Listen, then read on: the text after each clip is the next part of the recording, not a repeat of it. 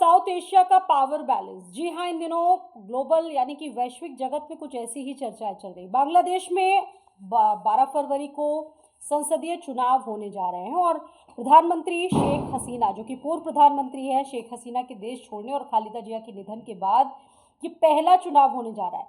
1991 से अगर हम बात करें तो 2024 तक बांग्लादेश की जो राजनीति है उसमें किस तरह से उतार चढ़ाव आए और कैसे आपने देखा कि इन दोनों नेताओं का दबदबा रहा, वो जग जाहिर है।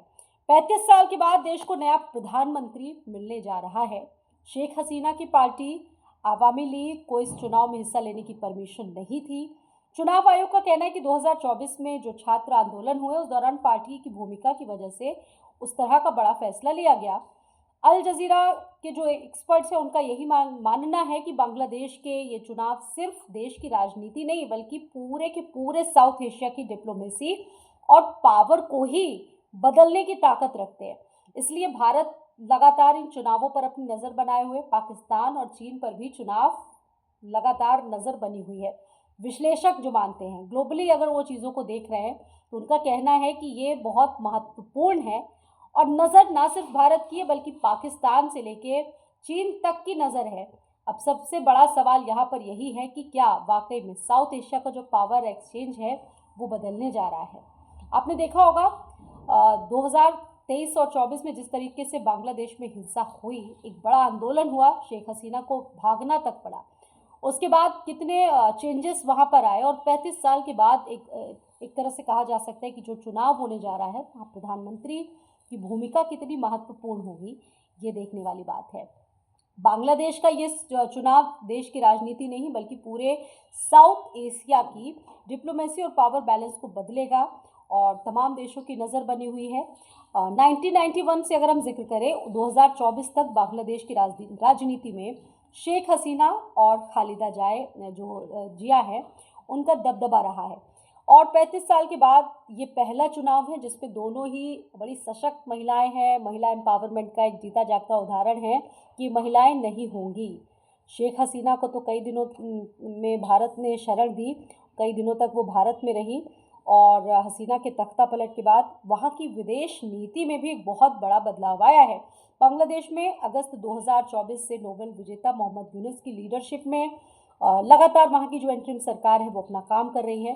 राजनीतिक जानकार बताते हैं कि हसीना के सत्ता से हटने के बाद बांग्लादेश की विदेश नीतियों में भी बहुत बदलाव हुए। भारत के साथ रिश्ते अपने सबसे निचले स्तर पर पहुंच गए, यानी कि सब जानते हैं कि इस वक्त भारत और जो रिश्ता है बांग्लादेश का वो ठीक नहीं है। हालांकि बांग्लादेश लगातार पाकिस्तान के साथ अपने जो संबंध है वो बहुत बेहतर बनाए हुए, चीन के साथ रणनीतिक रिश्ता मजबूत लगातार किए हुए, लेकिन भारत के साथ जो रिलेशनशिप है वो अच्छी नहीं है, ये सब जानते। लेकिन जब शेख हसीना थी उस वक्त भारत को लेके बड़े अच्छे संबंध थे और शेख हसीना और जो भारत का एक तरह से दोस्ताना संबंध था वो बहुत अच्छा था। लेकिन उनके तख्ता पलट के बाद चीज़ें बहुत बदलती गई और उसके बाद चीज़ें अभी भी ठीक नहीं। और सबसे बड़ी बात यह है कि वहाँ पर हिंदुओं के लिए जो हिंसा हो रही है, हिंदुओं के प्रति जो व्यवहार अपनाया जा रहा है, उसको लेकर भी बार बार भारत से ये स्वर उठते हैं कि हिंदुओं की जो दुर्दशा हो रही है वो ठीक नहीं है। उसको लेकर भी जो जानकार हैं वो अच्छा नहीं मानते।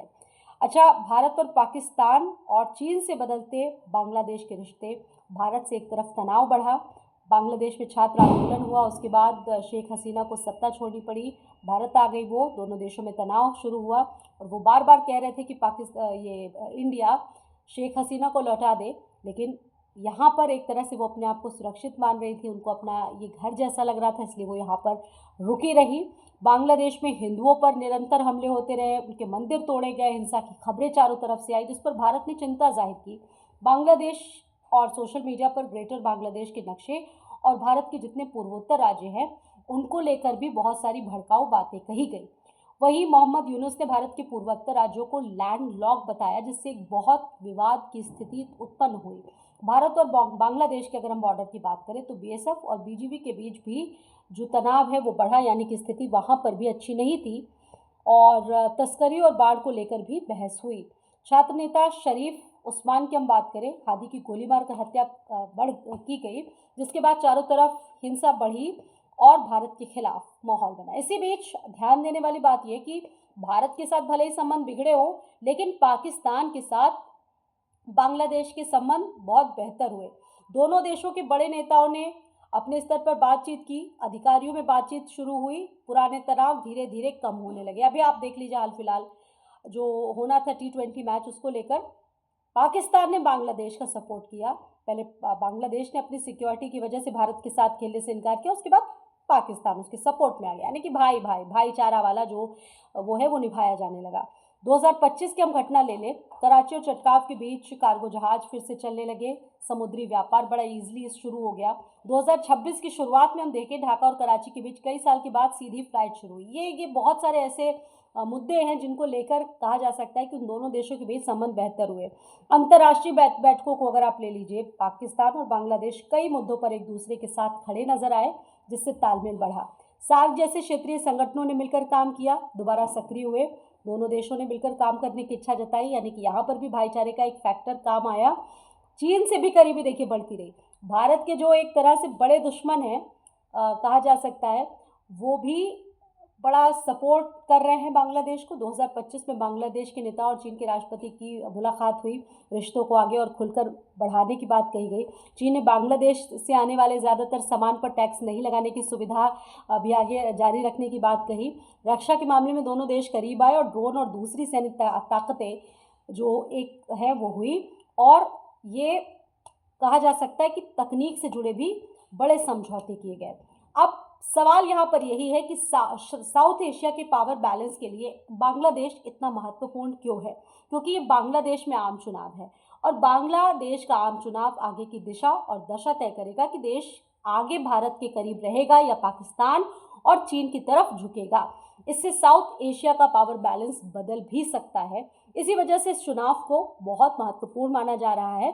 बांग्लादेश साउथ एशिया के पावर बैलेंस के लिए बड़ा अहम है, क्योंकि ये देश भूगोल और राजनीति, अर्थव्यवस्था और रणनीतिक हिस्सों और हितों के चारों मोर्चों पर एक साथ असर डालता है। अच्छा देखिए, महत्वपूर्ण बात यह भी है कि बांग्लादेश भारत के पूर्वोत्तर राज्यों को लगभग चारों तरफ से घेरता है। भारत का नॉर्थ ईस्ट सिलीगुड़ी कॉरिडोर के जरिए भारत से कनेक्ट होता है। ऐसे में बांग्लादेश की भूमिका के लिए भारत की कनेक्टिविटी, सुरक्षा, सप्लाई लाइनों के लिहाज से बहुत संवेदनशील हो जाती है। और दूसरी वजह है भारत और चीन की रणनीतिक खींचतान। पिछले कुछ सालों की अगर हम बात करें तो बांग्लादेश में बंदरगाह, सड़क, बिजली, इंफ्रास्ट्रक्चर जैसे भारी निवेश हो चुके हैं। बांग्लादेश अगर चीन के ज़्यादा करीब जाता है तो ये भारत के लिए सीधा सीधा रणनीतिक झटका होगा, खास करके बंगाल की खाड़ी और ओशन रीजन में। तो ये सारी चीज़ें हैं, बदलाव लाया जा सकता है। अच्छा, चौथा फैक्टर जो बड़ा महत्वपूर्ण है, इस्लामिक राजनीति और कट्टरपंथ। बांग्लादेश मुस्लिम बाहुल्य देश है, इसीलिए वो पाकिस्तान का सपोर्ट कर रहा है, लेकिन अब तक की उसकी जो राजनीति है वो तुलनात्मक रूप से बड़ी सक्रिय रही, पॉजिटिव रही, संतुलित रही। अगर वहाँ पर राजनीतिक अस्थिरता बढ़ती है, कट्टरपंथ को जगह मिलती है, तो ये सिर्फ बांग्लादेश तक सीमित नहीं रहेगा, बल्कि भारत में हमारा पूरे साउथ एशिया की सुरक्षा पर इसका फर्क पड़ेगा।